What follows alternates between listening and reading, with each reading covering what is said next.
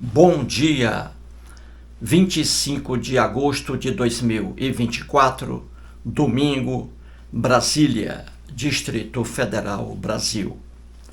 Mais um vídeo da série Deus, um delírio. Deus, um delírio. Livro escrito por Richard Dawkins. Esse, o 53º vídeo. 53 vídeos até agora. Estamos fazendo uma análise sobre este maravilhoso livro. Começamos, obviamente, estudando tudo o que está escrito na capa, na contracapa. Entramos no livro e estamos na página 23, o vídeo de ontem, página 23. E agora, página 24. Vamos trazer aqui mais lições de Richard Dawkins. E antes aqui de entrar no livro, vamos aqui mostrar uma coisa. Um amigo meu aqui em Brasília, ele esteve agora uma semana em Porto de Galinhas, em Pernambuco. Chegou ontem, um amigo meu aqui vizinho. Veja o que ele trouxe para mim de lá. Aí. Elvis aí, ó. Olha aí. Olha que presente maravilhoso, ó. Ele comprou isto aqui, ó. Em Porto de Galinhas, ó. Pernambuco, aí. Grande Elvis, ó. Viu aí, gente? Presente maravilhoso, aí. Elvis Presley. Olha que beleza, né? Love me tender, love me sweet, never let me go. You have made my life complete, and I love you so. É isso aí, vamos agora ao quadro. Vamos acima aí. Richard Dawkins. Vejamos agora o que está escrito nas páginas 24 a 26. 24, 25, 26. Seguindo aí. Muito bem. E aí temos os trechos e aí as letras A, B, C, D, E, F, G, H. O que é que o Richard Dawkins escreve nas páginas 24 a 26, hein? Ele escreve aí, isso aí, gente, no livro ainda é o prefácio. O livro tem 10 capítulos. Ainda não chegamos aos capítulos. Entendeu? Então aí ainda é o prefácio do livro. E o que é o prefácio de um livro? É aquele texto que o escritor, no caso aí o Richard Dawkins, escreve logo no início do livro. No prefácio, o escritor, ele mostra ao leitor, aquele que está lendo o livro, que vai ler o livro, ele mostra ali o que ele vai apresentar nos 10 capítulos, entendeu? Então, o prefácio é um texto inicial em que o escritor avisa ao leitor o que ele vai ver nos 10 capítulos do livro. Então, o Richard Dawkins, nas páginas 24 a 26, ele mostra ao leitor o que ele verá nos capítulos que se aproximam. Entendeu? Isso é o prefácio. E aí está. Então, vamos começar aí. A letra A, à esquerda, veja acima. O Richard Dawkins escreve assim: talvez você ache que o agnosticismo é uma posição razoável, mas que o ateísmo é tão dogmático quanto a crença religiosa. Nesse caso, espero que o capítulo 2 o faça mudar de ideia. O Richard Dawkins está dizendo aí capítulo 2, ele não falou no capítulo ainda 1. Isso aí a gente vai falar mais à frente. Então, ele está dizendo para o leitor que se o leitor acha que o agnosticismo é uma posição mais razoável que o ateísmo, se o leitor acha isso, então o Dawkins está dizendo que ele vai mudar de ideia lendo o capítulo 2 do livro, e a gente vai chegar lá. Então o Dawkins diz aí, para aquelas pessoas que acham que o agnosticismo é uma posição melhor que o ateísmo, então o Dawkins diz que essa pessoa vai mudar de ideia quando ler o capítulo 2 do livro. E o que é o agnosticismo, gente? O agnosticismo é aquela posição metodológica, é aquela posição filosófica, é aquela posição filosófica em que a pessoa só pode ter conhecimento por meio da razão. Aquilo que não chega ao conhecimento da pessoa, aquilo que não pode ser provado, o agnóstico ele não diz que aquilo exista, entendeu? E também que não exista. Então o agnóstico é aquela pessoa que fica, vamos dizer, em cima do muro. Se a pessoa perguntar a um agnóstico, deuses existem? Porque hoje temos milhares de deuses, né? Em todo o planeta. Catalogados mais de 2.000 deuses. Então, se alguém perguntar a um agnóstico, deuses existem? Como isso não pode ser provado, aí o agnóstico ele não diz que deuses existem e que deuses não existem, entendeu? Que deuses existem e que deuses não existem. Ele não diz isso, o agnóstico, porque isso não pode ser provado. E já que não pode ser provado, o agnóstico ele diz apenas, não sei. Entendeu? Essa é a posição do agnóstico. Então é isso, o agnóstico só afirma uma coisa quando tem provas. Como ele não tem provas da existência de deuses e da não existência de deuses, como ele não tem prova disso, porque isso escapa da razão, então o agnóstico ele fica neutro. Ele não diz que deuses não existem e que deuses existem. O agnóstico diz apenas assim, entendeu? Ele diz, não sei. Você pergunta a um agnóstico, entendeu? Deuses existem? Ele diz, não sei, porque isso não pode ser provado. Já que não pode ser provado, então o agnóstico diz, não sei. Entendeu? É diferente do ateu. Você pergunta a um ateu, deuses existem? Os ateus dizem, claro que não, porque os deuses são uma criação do ser humano, entendeu? O ateu, ele é taxativo, ele diz. O agnóstico não. O agnóstico fica neutro. Ele diz apenas, não sei, porque ele não tem provas, não consegue provar a existência e nem a inexistência de deuses. Então o agnóstico ele fica numa posição neutra. E o Richard Dawkins está dizendo aí que se você pensa assim, você é um agnóstico, você vai mudar de ideia, vai aceitar o ponto de vista ateu no capítulo 2 do livro. Entendeu? É isso aí que o Richard Dawkins está dizendo. O agnóstico ele vive uma fantasia também. Se você perguntar a um agnóstico, ele tem que dizer o seguinte, você pergunta a ele, agnóstico, Papai Noel existe? Ele diz, não sei, pode existir ou não. O ateu diz, não, Papai Noel não existe. E não existe Papai Noel. Entendeu? Então o agnóstico não é uma forma de conhecimento lógica. Então, quando ele não pode provar uma coisa, se a coisa existe ou não, aí ele diz, não sei, não sei. Por mais absurda que seja a alegação de que essa coisa exista. Então isso aí é o ponto A. Vejamos agora no ponto B, à esquerda. O Dawkins diz assim, talvez tenham lhe ensinado que filósofos e teólogos já apresentaram bons motivos para acreditar em Deus.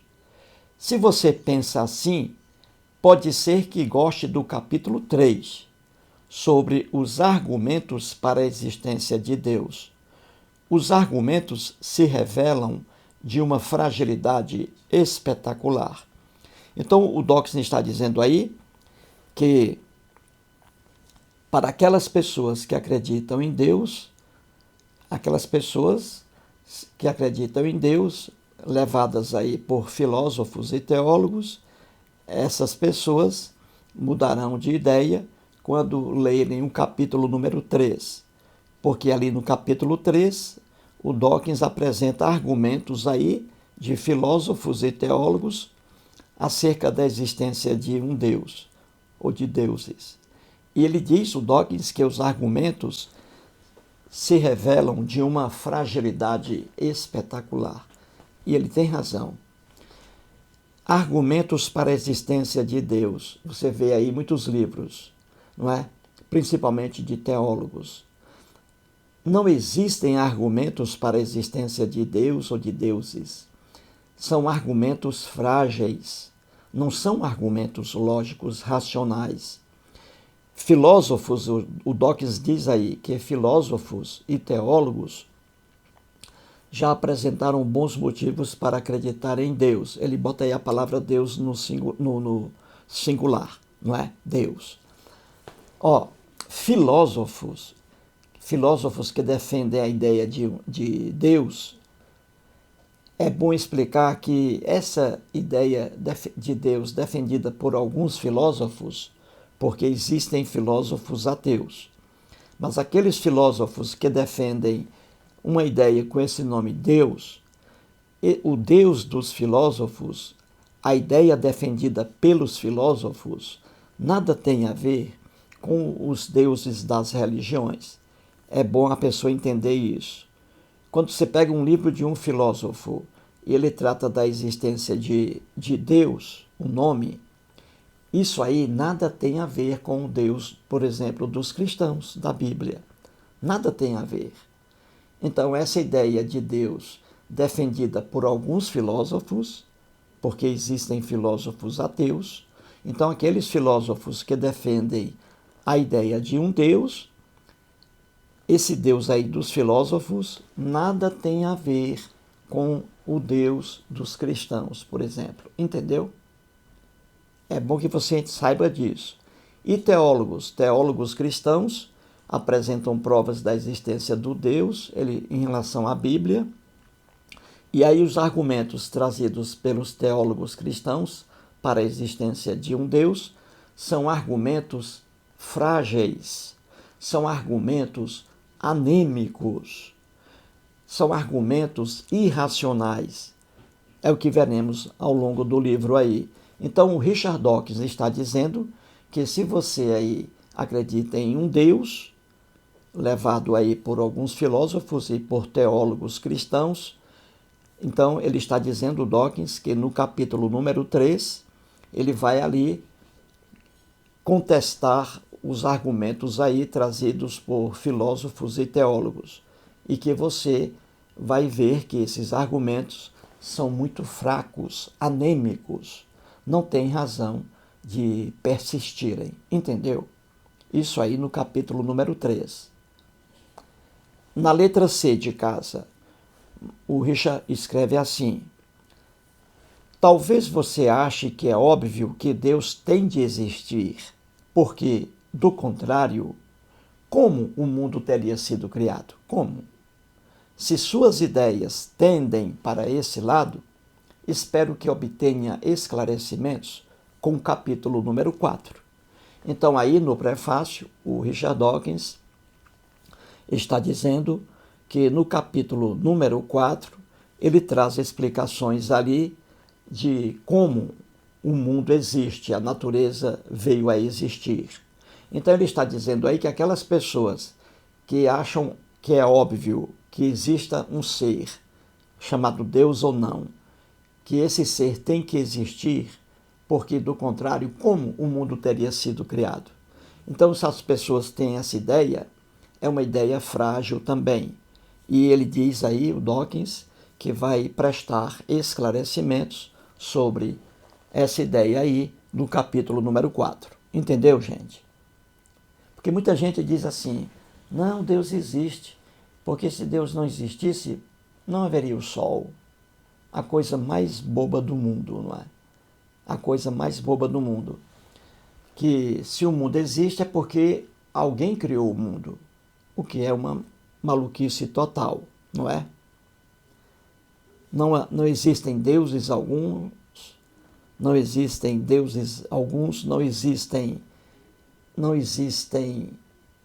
entidades invisíveis fora da Terra que tenham criado alguma coisa, entendeu? Então é isso aí que o Richard Dawkins vai abordar no capítulo número 4. Vejamos agora no centro a letra D de dado. O Dawkins escreve aí: talvez você ache que tem de existir um Deus, ou deuses, porque antropólogos e historiadores registram que os crentes dominam todas as culturas da humanidade. Se para você esse argumento é convincente, por favor, consulte o capítulo 5 sobre as raízes da religião. Então, o Dawkins aí está dizendo o que vai abordar no capítulo número 5. Ele diz aí o seguinte, que porque existem muitas pessoas religiosas que dizem assim, Deus existe, o cristão diz, Deus existe. O adepto do hinduísmo, que é uma religião politeísta na Índia, dizem assim, os adeptos, deuses existem, porque são muitos os deuses. Então, os deuses existem, as pessoas dizem. Já quem é de religião monoteísta, apenas um Deus, o cristianismo diz, Deus existe. E por quê? Aí eles dizem assim, Deus existe, ou deuses existem, porque as pessoas sempre cultivavam essa crença de que deuses existem. A crença em deuses está em todas as culturas da humanidade. Então, as pessoas com pensamento fraco dizem isso. Já que os deuses estão presentes em todas as culturas da humanidade, os povos sempre adoravam deuses, então os deuses existem. Veja que argumento idiota, mas é propagado por teólogos cristãos que dizem isso, entendeu? Esse argumento. Se a crença em deuses sempre esteve presente em toda parte do planeta Terra, então os deuses existem. Veja que conclusão totalmente errada. E é isso aí que o Richard Dawkins diz, que ele vai explicar isso aí no capítulo 5, mostrando as raízes da religião. Entendeu? Então é isso aí que será visto no capítulo número 5. Entendeu, gente? Até agora? Explicadinho aí? Muito bem. Vejamos agora a letra E. O Dawkins escreve assim, talvez você ache que a fé religiosa é necessária para que tenhamos valores morais justificáveis. Não precisamos de Deus para ser bons?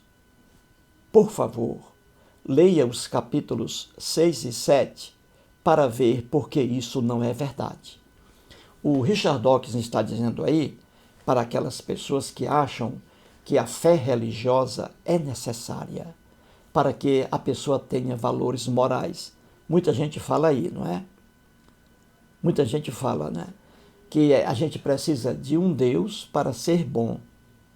Então, essas pessoas que pensam assim de forma errada, elas vão mudar de ideia lendo os capítulos 6 e 7.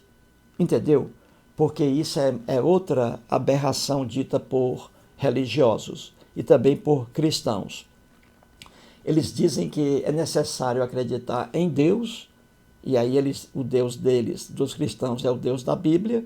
Então eles dizem que a pessoa deve acreditar em Deus, porque sem Deus não existe moralidade, o que é uma loucura sem fim. A moralidade de uma pessoa, os valores morais, estão na pessoa independentemente de religião alguma, entendeu? Dizer que acreditar em Deus é indispensável para a pessoa ter valores morais, isso é uma idiotice sem fim, porque ateus, você vê, ateus aí que têm valores morais, mas não acreditam em Deus algum. O Richard Dawkins é um cientista, um homem estudioso, a vida toda dedicada aos estudos, uma pessoa moralista, tem valores morais, mas não acredita em Deus algum. Eu também tenho meus valores morais e sem crença em Deus algum. Então dizer que para ter valores morais a pessoa precisa acreditar em um Deus, isso é uma loucura, é mais um argumento maluco, entendeu? Porque ateus, você vê ateus aí que têm valores morais, mas não acreditam em Deus algum, entendeu? Já você vê aí um universo de religiosos que acreditam em Deus, um universo de religiosos que acreditam em um Deus e que não tem valores morais, né? Você vê aí. Então, valores morais nada tem a ver com deuses, nada. Nada tem a ver com deuses. E é isso que o Richard Dawkins vai mostrar nos capítulos 6 e 7. Viu aí, gente? Então, o prefácio é isso. Vamos lá. Ele está aí dizendo ao leitor do livro dele, o Dawkins, o que esse leitor vai ter de conhecimento lendo os capítulos aí, porque são 10 capítulos. Vejamos a letra F, abaixo aí no meio. O Dawkins escreve assim: você ainda tem um fraco pela religião e acha que ela é uma coisa boa para o mundo, mesmo que pessoalmente já tenha perdido a fé? O capítulo 8 o convidará a pensar sobre as formas pelas quais a religião não é algo tão bom assim para o mundo. O que ele diz aí? Ele está dizendo que aquelas pessoas que acham que ter uma religião é uma coisa boa, essas pessoas estão enganadas. E ele vai mostrar isso no capítulo 8. Viu aí? No capítulo 8, ele vai mostrar facilmente que a religião não é algo tão bom assim para o mundo. E já vimos um pouco no vídeo de ontem, não é? Mostrei lá. Trouxe aqui que o Richard Dawkins apresentou vários exemplos em que a religião ali traz desarmonia, traz ódio, traz intolerância, não é isso? No vídeo agora, 52º. Mostrei ali, ele dizendo que sem religião o mundo seria melhor. Trouxe aqui o cantor John Lennon na música Imagine. John Lennon também. Imagine um mundo sem religião. Seria maravilhoso. Trouxe também aqui o professor de História da UNB aqui em Brasília, Antônio José Barbosa. Ele disse que a quase totalidade das guerras existentes na vida do homem foram de cunho religioso. E eu trouxe também José Saramago, escritor português, que era ateu. José Saramago também dizia que o mundo seria melhor se todos nós fôssemos ateus. Então é isso aí. Aquelas pessoas que acham que a religião traz coisa boa para o mundo, então essa pessoa aí vai ter uma ideia diferente quando chegar ao capítulo 8 do livro de Dawkins. Vejamos a letra G. O Dawkins escreve assim: se você é religioso, a imensa probabilidade é de que tenha a mesma religião de seus pais. A questão da religião e da infância é o tema do capítulo 9.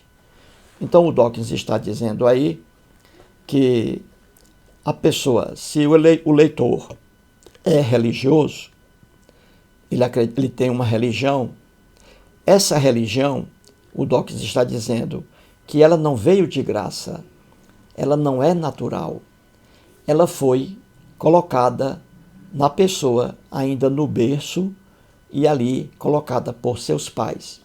Os pais são os responsáveis por colocarem a religião deles no filho. E isso aí é uma verdade indiscutível. O Dawkins diz, se você é religioso, a imensa probabilidade é de que tenha a mesma religião de seus pais. E a questão da religião e da infância, ele vai tratar no capítulo 9. E isso é uma verdade. Uma pessoa, aqui no Brasil, explico isso sempre, né?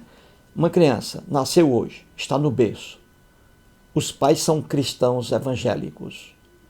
Os pais vão colocar o cristianismo na cabeça dessa criança, logo no berço. E isso é muito forte. Aquilo que uma criança recebe logo na infância, aquilo ali fica gravado. Então, a criança que nasce, se ela nasce dentro de um lar cristão, ela vai receber cristianismo.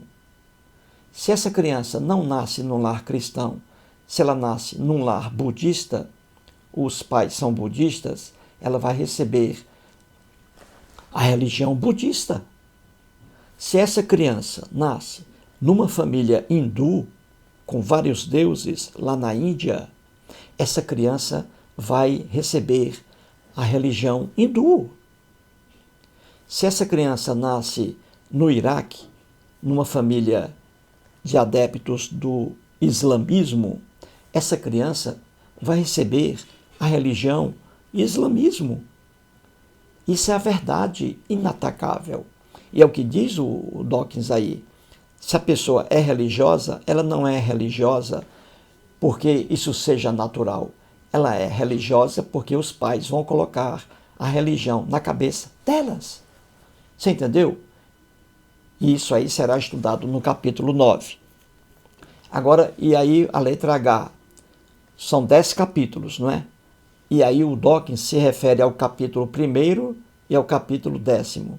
Ele diz assim, os capítulos 1 e 10 abrem e fecham o livro. Ou seja, o capítulo 1 abre o livro e o capítulo 10 fecha o livro, que é o último. E aí diz o Dawkins, explicando de formas diferentes como uma compreensão adequada da magnificência do mundo real, mesmo sem jamais se transformar numa religião, é capaz de preencher o papel inspiracional historicamente e inadequadamente usurpado pela religião.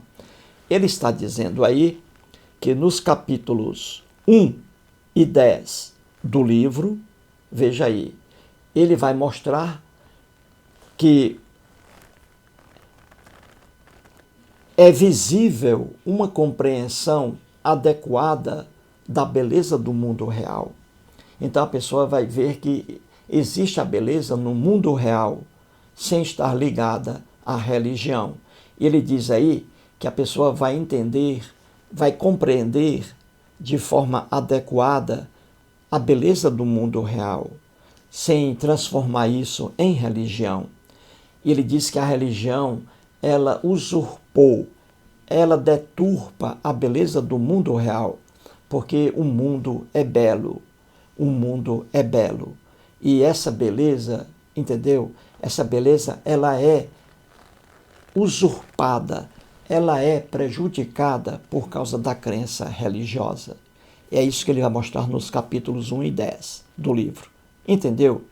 Que você pode amar o mundo da forma que o mundo é, belo, a beleza da natureza, do universo, sem cair em contos de fadas, sem ir a uma religião, porque as religiões deturpam a beleza do universo. Entendeu? É isso aí que ele vai mostrar. Então, gente, explicado isso aí, não é? Estamos aí no prefácio. O prefácio, aqueles textos iniciais de um livro em que o autor avisa ao leitor o que ele vai ver nos capítulos. Então são 10 capítulos. E aí está a apresentação desses capítulos pelo Richard Dawkins. Muito obrigado.